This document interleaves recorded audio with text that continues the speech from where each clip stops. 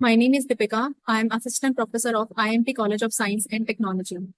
Today's topic is computer memory. Computer memory को आपको और भी अच्छे से जानने के लिए सबसे पहले आपको ये पता होना चाहिए कि इसकी नीड क्यों होती है। कंप्यूटर में हमें मेमोरी की नीड क्यों होती है। तो देखिए नेक्स्ट स्लाइड पर इसकी डेफिनेशन हम बाद में पढ़ेंगे। पहले मैं आपको बता दूं कि जैसे हमारे पास ब्रेन होता है और ब्रेन के अंदर हमारे पास मेमोरीज होती हैं बहुत सारी, हमारे पास से रिलेटेड, हमारे प्रेजेंट से रिलेटेड, हमारे फ्यूचर से रिलेटेड। तो ये मेमोरीज कहाँ पर स्टोर होती है? ब्रेन में स्टोर होती है।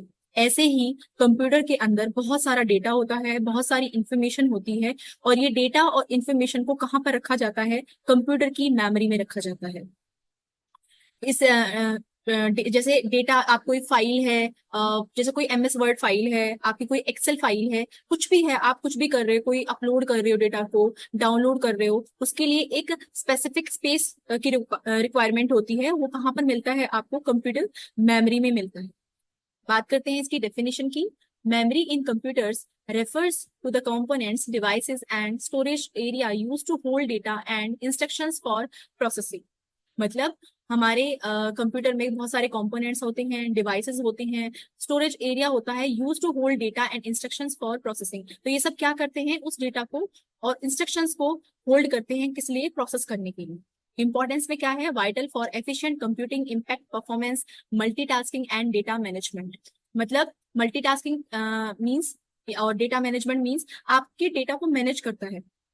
कौन मैनेज करता है? आपकी कंप्यूटर की मेमोरी। आप अगर कोई फाइल बना रहे हो, फॉर एग्जांपल आपने कोई फाइल बनाई है, वर्ड में कोई फाइल बनाई है, और वो फाइल आपको अगर आपने आज वो फाइल बनाई है और आपको 1 महीने बाद उसकी रिक्वायरमेंट होती है दोबारा से, तो आप क्या करेंगे? सिंपल आप फाइल मैनेजर पर जाओगे और अपनी फाइल को ओपन कर लोगे। लेकिन उस इस 1 महीने के बीच में वो फाइल कहाँ पर रखी गई? उस कंप्यूटर मेमोरी में रखी गई। उस डेटा को मैनेज कैसे किया गया? उस कंप्यूटर मेमोरी के थ्रू मैनेज किया गया। मल्टीटास्किंग मीन्स आप बहुत सारे टास्क एक साथ कर पाते हो। जैसे आपने वर्ड की फाइल भी खोली हुई है, एक्सेल की फाइल भी खोली हुई है, आप कुछ और भी काम कर रहे हो, डाउनलोड कर रहे हो, कुछ कुछ अपलोड कर रहे हो आप। तो ये सब चीजें कहाँ पर है? ये डेटा कहाँ पर रखा गया है? उस मेमोरी के अंदर रखा गया है, जिसे आप जब चाहे आप फैच कर सकते हो उस data. Next slide is types of computer memory.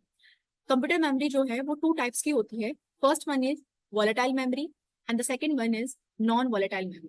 Volatile memory means requires power to maintain data, example RAM, और non volatile memory retain data without power, ROM। देखो वॉलेटाइल का मतलब क्या होता है? वॉलेटाइल मीन्स चेंजेबल, जो चेंज होती रहती है, जो परमानेंट नहीं होती है। जैसे RAM, RAM means random access memory.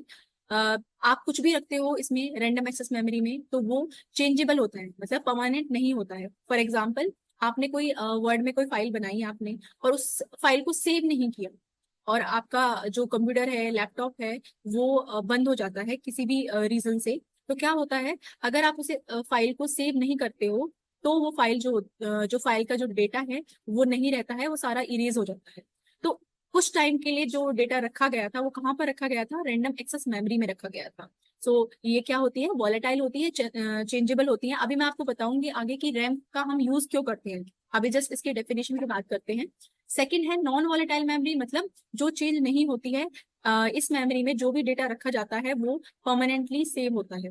Retain data without power, जैसे कि random access, read only memory बोलते हैं हम इसको। रोम की जो डेफिनेशन होती है वो होती है रीड ओनली मेमोरी, और SSD कार्ड जो होते हैं वो सब इसमें आते हैं नॉन वॉलेटाइल मेमोरी में। अभी हम इसको एक्सप्लेन करेंगे आगे, अभी जस्ट इसकी डेफिनेशन की बात करते हैं।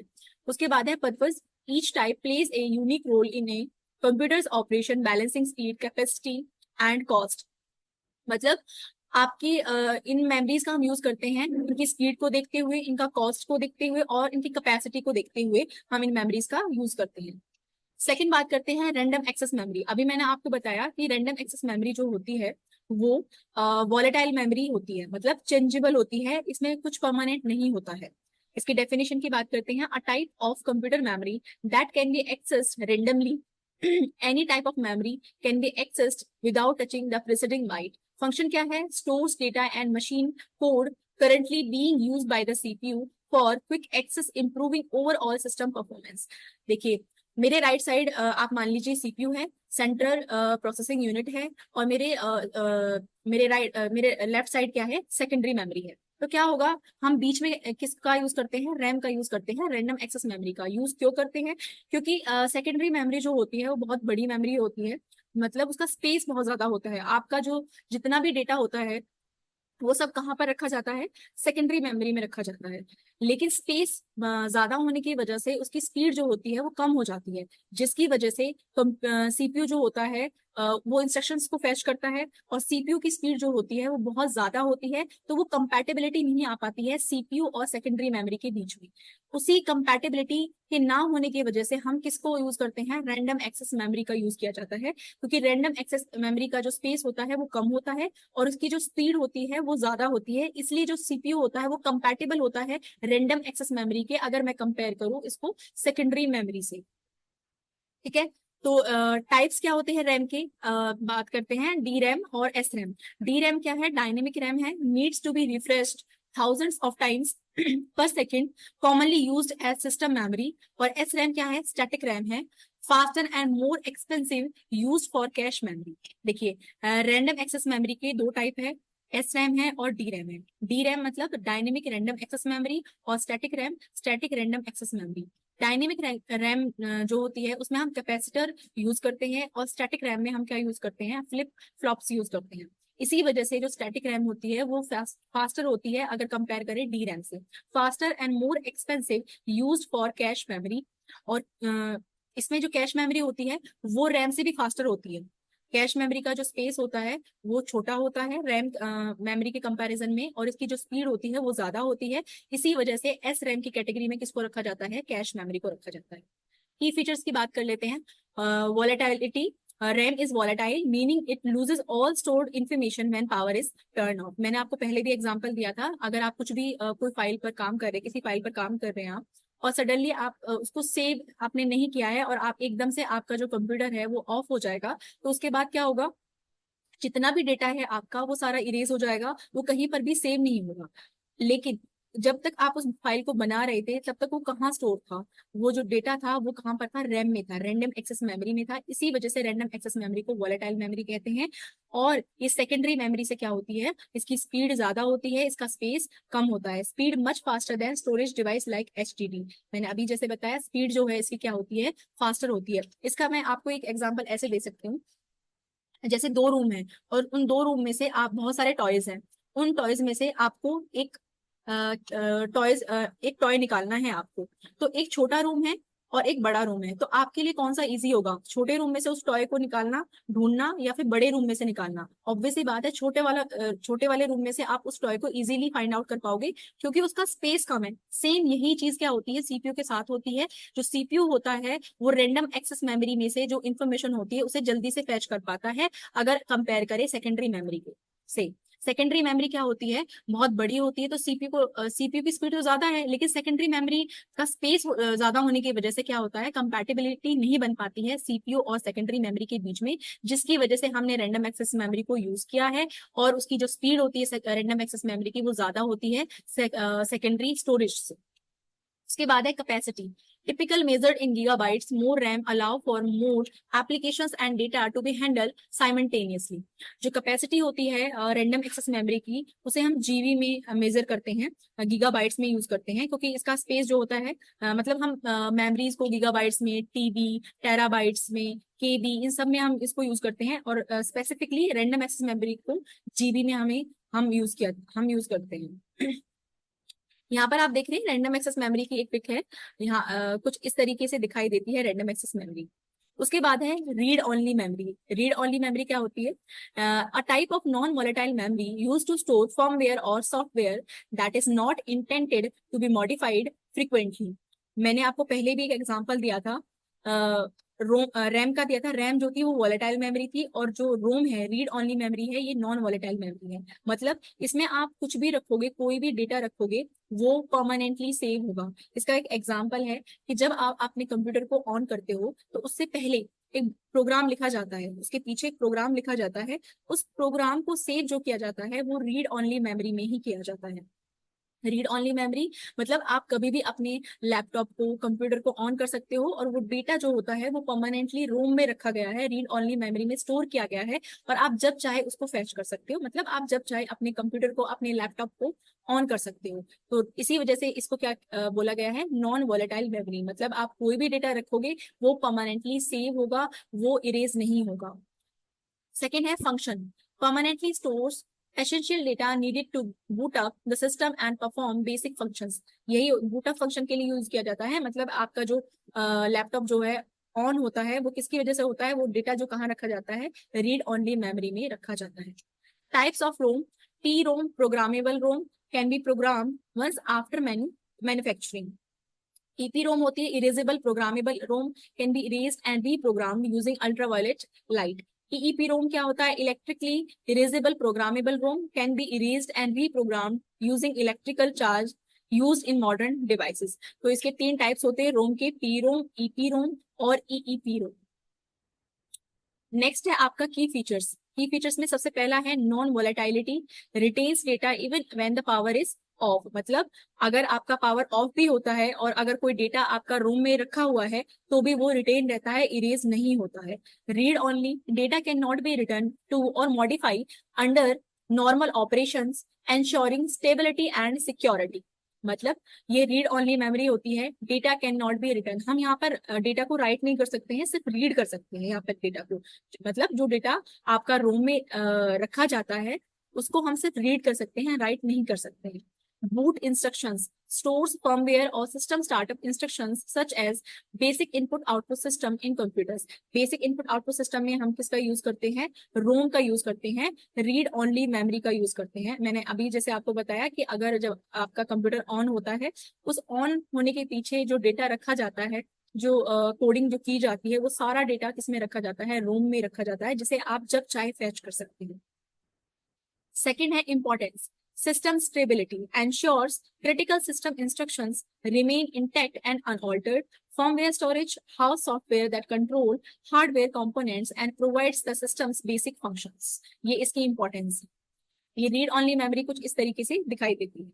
Next is cache memory. Cache memory क्या होती है, मैंने आपको बताया था कि एक तरफ सीपीयू है, सेंट्रल प्रोसेसिंग यूनिट है, एक तरफ सेकेंडरी मेमोरी है, बीच में हमने किसको यूज किया था, रैम को यूज किया था, रैंडम एक्सेस मेमोरी को यूज किया था। सो रैंडम एक्सेस मेमोरी को यूज करने का पर्पस क्या था, क्योंकि कैश जो सीपीयू जो होता है उसकी जो स्पीड होती है बहुत ज्यादा हाई होती है, और सेकेंडरी मेमोरी जो है उसका स्टोरेज बहुत ज्यादा होता है, इसी वजह से उसकी स्पीड जो है वो कम होती है। इसी रीजन से हम क्या करते हैं, रैम का यूज करते हैं, रैंडम एक्सेस मेमोरी का, जिसका स्पेस जो है कम होता है और उसकी स्पीड भी ज्यादा होती है। पर रैंडम एक्सेस मेमोरी से भी ज्यादा जिसकी स्पीड होती है वो होती है कैश मेमोरी। हम रैंडम एक्सेस मेमोरी और सीपीयू के बीच में कैश मेमोरी का भी यूज करते हैं। कैश मेमोरी का जो स्पेस होता है वो रैंडम एक्सेस मेमोरी से कम होता है, और जिसकी वजह से इसकी स्पीड जो होती है वो रैंडम एक्सेस मेमोरी से ज्यादा होती है। डेफिनेशन की बात करते हैं, high speed volatile memory that provides fast access to frequently used data। मैंने जैसे अभी आपको बताया हाई स्पीड वॉलेटाइल मेमोरी, याद रखना ये भी वॉलेटाइल मेमोरी होती है, नॉन वॉलेटाइल नहीं होती है। मतलब इसमें जो कुछ भी रखा जाता है वो परमानेंट सेव नहीं होता है, टेम्परेरी बेस पर रखा जाता है। जैसे ही सीपीयू एक बार उसको फैच कर लेता है, उस डेटा को फैच कर लेता है, उसके बाद उसका डेटा का काम खत्म हो जाता है और वो उस मेमोरी से इरेज हो जाता है। इसलिए कहते हैं कि जो डेटा होता है वो परमानेंटली स्टोर नहीं होता है, इसमें कैश मेमोरी में। उसके बाद है function, reduces the time the CPU takes to access data by storing copies of frequently used information। reduce the time the CPU का जो टाइम है वो रिड्यूस हो रहा है किसको, एक्सेस करने में इंस्ट्रक्शंस को, क्योंकि सीपीयू की जो स्पीड होती है बहुत ज्यादा होती है, वो एक सेकंड में मिलियन इंस्ट्रक्शंस को फैच कर सकता है। लेकिन यहाँ पर जो कंपैटिबिलिटी होती है वो आ जाती है कैश मेमोरी और सीपीयू में, क्योंकि कैश मेमोरी की भी स्पीड अच्छी होती है, वो स्पेस कम होता है, और जो इंस्ट्रक्शंस है वो इजीली जल्दी से जल्दी फैच हो जाती है, किसके द्वारा, सीपीयू के थ्रू। उसके बाद है लेवल। लेवल क्या है, मतलब कैश मेमोरी का लेवल, या फिर आप इसको टाइप्स भी बोल सकते हैं। L1 कैश होती है, L2 कैश होती है और L3 कैश होती है। L1 कैश में क्या होता है, smallest and fastest located in the CPU code. जो L1 कैश होती है वो फास्टेस्ट होती है, मतलब इन तीनों से सबसे ज्यादा जो फास्ट होगी, जो स्पीड सबसे ज्यादा किसकी होगी, L1 की होगी। L1 को कहाँ रखा जाएगा, सीपीयू कोर में रखा जाएगा। कहाँ पर रखा जाएगा, सीपीयू कोर में रखा जाएगा। इसका जो स्पेस होता है, मतलब इसका जो साइज होता है वो सबसे छोटा होता है। अगर मैं L2 और L3 से कंपेयर करूं, और इसकी जो स्पीड होती है वो सबसे ज्यादा हाई होती है। रैम से तो होती ही है, कैश है, कैश का टाइप है, पर अगर मैं इसे कंपेयर करूं L2 और L3 से, तो उनसे भी ज्यादा स्पीड होती है। सेकेंड है L2 cache, larger, slightly slower but still faster than RAM, random access memory. L2 जो होती है, L2 कैश जो होती है, वो L1 से थोड़ी सी ज्यादा बड़ी होती है, पर अभी भी इसकी स्पीड रैम से ज्यादा होती है। जैसे कि मैंने आपको बताया, ये टाइप है किसका, कैश का है, तो ऑब्वियसली बात है रैम से ज्यादा इसका स्पीड होगी, ज्यादा होगी। लेकिन L1 से थोड़ी सी स्पीड इसकी कम होती है। L3 cache, even larger, shared among CPU cores, improving overall performance. L3 जो होती है वो L1 और L2 से थोड़ी सी बड़ी होती है, और ये क्या होती है, इंप्रूविंग ओवरऑल जो परफॉर्मेंस होती है उसको इंप्रूव करती है। ठीक है, इसकी जो स्पीड होती है वो भी थोड़ी सी कम हो जाती है L1 और L2 के कंपैरिजन में। सबसे ज्यादा स्पीड L1 की होती है, फिर L2 की होती है, और फिर L3 की होती है। जो साइज होता है वो L1 का सबसे कम होता है, फिर L2 का होता है, और फिर L3 का होता है। L3 जो होता है वो L1 और L2 से थोड़ी सी बड़ी होती है। Impact, enhances processing speed by minimising delays in data access. मतलब वहां पर वो क्या कर रहा है, मिनिमाइज डिलेज, मतलब डिले को वो क्या कर रहा है, मिनिमाइज कर रहा है। किसका, जब सीपीयू जो है इंस्ट्रक्शन को फेच करता है और एग्जीक्यूट करता है, तो वहां पर डिले होता था। सबसे पहले कब होता था ज्यादा डिले, जब सेकेंडरी मेमोरी का यूज हो रहा था। फिर उसके बाद थोड़ा सा डिले कम होने लग गया जब हमने रैम का यूज किया, और अब कैश मेमोरी से क्या हुआ, ये बहुत ही ज्यादा मिनिमाइज हो चुका है, क्योंकि सीपीयू और जो कैश मेमोरी है उसकी जो स्पीड है वो काफी ज्यादा है। उसके बाद बात करते हैं हम virtual memory. Virtual memory is a memory management technique that creates the illusion of a larger amount of RAM by using disc space. देखो, वर्चुअल मेमोरी क्या होती है, वर्चुअल, यहाँ पर एक वर्ड यूज किया गया है, इल्यूजन। इल्यूजन का मतलब होता है भ्रम, भ्रम होना। मतलब हमने एक ऐसी मेमोरी को बनाया है जहां पर सीपीयू को भ्रम है कि सारा डेटा इसमें है और इसकी स्पीड भी बहुत अच्छी है, लेकिन एक्चुअल में ऐसा नहीं होता है। वर्चुअल मेमोरी का हम यूज इसलिए करते हैं ताकि कुछ डेटा हम बहुत ही कम क्वांटिटी में जो डेटा होता है उसको हम वर्चुअल मेमोरी में लेकर आते हैं। जैसे कि मैं आपको एग्जांपल के थ्रू समझाऊं, हमारे पास 50 नंबर है, 50 मेरे पास नंबर्स है, 1 2 3 टू 50। तो क्या होता है, अगर सीपीयू ने 20 नंबर को अगर फैच किया है, तो हम प्रिडिक्ट करते हैं कि अगला वाला जो नंबर होगा वो 21 होना चाहिए, फिर नेक्स्ट 22 होना चाहिए, या फिर नेक्स्ट 23 होना चाहिए। तो उस हिसाब से हम ऐसा प्रिडिक्ट करके हम क्या करते हैं, उन नंबर्स को जो हमें लगता है कि आगे यूज होंगे उन्हें हम वर्चुअल मेमोरी में रख देते हैं। सीपीयू जो फैच करता है तो उसकी जो स्पीड है वो ज्यादा होती है, और वर्चुअल मेमोरी की भी स्पीड ज्यादा होती है, तो वो जल्दी से उन सारी इंस्ट्रक्शंस को, नंबर को इजीली फैच कर लेता है। पर कई बार क्या होता है कि इसमें एक पेजिंग भी यूज होता है, जो लिखा भी हुआ है आगे कि पेजिंग यूज होता है। पेजिंग का कॉन्सेप्ट क्या होता है कि एक होता है पेज हिट होता है, और एक होता है पेज मिस। पेज हिट का मतलब क्या होता है, अगर मैंने उन 50 नंबर्स में से 10 नंबर 20 to 30 मैंने वर्चुअल मेमोरी में रखे हुए हैं, और सीपीयू को अगर 20 to 30 की ही रिक्वायरमेंट है, तो वो 20 को पहले फैच करेगा, एग्जीक्यूट करेगा, फिर 21 को करेगा, देन 22, 23, 24, ऐसे करके वो 30 तक जाएगा। अगर वो करता रहा तो हर एक पेज उसको, हर एक नंबर उसको मिलता रहेगा सीपीयू को, तो उसे क्या बोलते हैं, हम पेज हिट बोलते हैं। क्या बोलते हैं, पेज हिट। लेकिन अगर ऐसा हुआ कि उसने 25 को फैच नहीं किया, उसे जरूरत नहीं है 25 की, और उसे जरूरत है 32, 33 इसकी जरूरत है, जो कि वर्चुअल मेमोरी में नहीं है डेटा, तो क्या होगा, वो पेज मिस होगा। वहां पर क्या हो जाएगा, पेज मिस हो जाएगा। कई बार इससे क्या होती है, कई बार जो परफॉर्मेंस है वो ज्यादा अच्छी हो जाती है सीपीयू की, जब आपके पेज हिट होते रहते हैं। जब पेज सीपीयू को मिलते रहते हैं, उस टाइम पे क्या हो जाती है, परफॉर्मेंस जो होती है कंप्यूटर की वो काफी अच्छी हो जाती है। लेकिन कई बार क्या होता है, पेज जब मिस होते रहते हैं तो वो बहुत सारे मिस हो जाते हैं। उसके बाद क्या होता है, वहां पे टाइम भी लगता है, टाइम कंज्यूमिंग भी होती है, क्योंकि फिर जो डेटा होता है वो कहाँ से आता है, रैम से आता है। कहाँ से आता है, रैम से डेटा आता है, और वर्चुअल मेमोरी में क्या होते रहते हैं, पेज मिस होते रहते हैं। की कॉन्सेप्ट्स क्या है इसके, पेजिंग है। Memory is divided into small fix size pages. Pages are mapped to physical memory और डिस्क स्टोरेज। सेकंड है पेज टेबल। पेज मतलब हर एक डेटा के लिए ना एक पेज टेबल एंट्री कराई जाती है, जिससे क्या होता है कि ताकि जल्दी से जल्दी जो डेटा चाहिए वो फैच हो सके, इसलिए हमें पेज टेबल की रिक्वायरमेंट होती है। Tracks where pages are located in physical memory, swap space area on the disk use to store pages not currently in RAM, address translation, logical addresses used by program are mapped to physical addresses actual RAM location। तो समझ आया, virtual memory जो होती है वो क्या होती है, एक इल्यूजन क्रिएट करती है। एक्चुअली में वर्चुअल मेमोरी में सारा डेटा नहीं होता है, पर क्योंकि जो सीपीयू को उसका डेटा सारा मिलता रहता है जो उसे चाहिए होता है, तो हम एक लिमिटेड डेटा जो होता है वो वर्चुअल मेमोरी में रखते हैं। इसकी वजह से क्या होता है, एक इल्यूजन बना रहता है, इल्यूजन क्रिएट हुआ रहता है कि सीपीयू को भी लगता है कि वर्चुअल मेमोरी के अंदर सारा डेटा है, बट एक्चुअल में ऐसा नहीं होता है। वर्चुअल मेमोरी के अंदर हम कुछ लिमिटेड डेटा रखते हैं ताकि वो सीपीयू जो है उसको सारी इंस्ट्रक्शंस मिलती रहे। पर कई बार क्या होता है, जब डेटा नहीं मिलता है तो वहां पर क्या होते रहते हैं, पेज मिस होते रहते हैं, और जो डेटा होता है वो रैम में तो होता ही है, तो रैम के थ्रू फिर उसको डेटा को लेकर आया जाता है। सेकेंड है benefits. Increase memory availability, allow program to use more memory than physically available, isolation protects processes from interfering with each other, efficient memory uses only the necessary pages are loaded into RAM। मैंने आपको जैसे बताया अभी कि necessary page होते हैं, मतलब जो नेसेसरी इंफॉर्मेशन होती है, नेसेसरी जो डेटा होता है वही हम लोड करते हैं किसमें, वर्चुअल मेमोरी में, are loaded into RAM, necessary pages are loaded into the RAM. और रैम में वही होता है, और रैम्स के थ्रू कहाँ से, रैम के थ्रू डेटा कहाँ पर जाता है, वर्चुअल मेमोरी में जाता है।